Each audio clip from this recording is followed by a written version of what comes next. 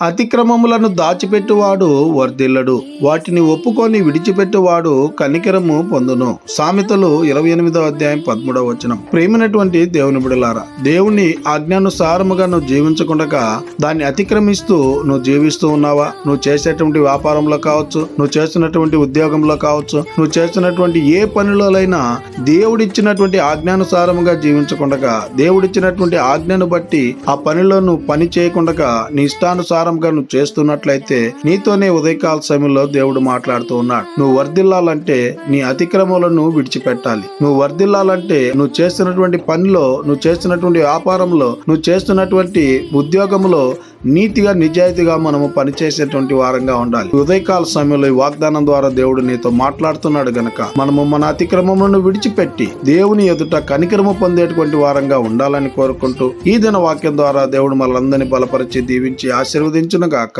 ఆమేన్. ప్రార్థన. మమ్మల్ని మిక్కిలిగా ప్రేమిస్తున్న ప్రియ పరలోకమందున్న మా తండ్రి, మీకే కోట్లాది వందనాలు, స్తుతి స్తోత్రాలు ప్రభా. ఈ ఉదయకాల సమయంలో ఈ వాగ్దానం ద్వారా మీరు మాతో మాట్లాడినందుకై వందనాలు ప్రభా. అయ్యా తండ్రి, ఉదయకాల సమయంలో ఈ వాక్యాన్ని ఎవరైతే విని ఉన్నారో వారందరి జీవితాల్లో మీ కార్యాన్ని నెరవేర్చండి. అయ్యా తండ్రి, అతిక్రమములను విడిచిపెట్టేటువంటి వారంగా మేము ఉండుటకు కృప చూపించండి ప్రభా.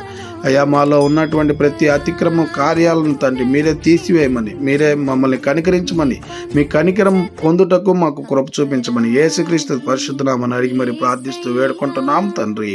ఆమేన్.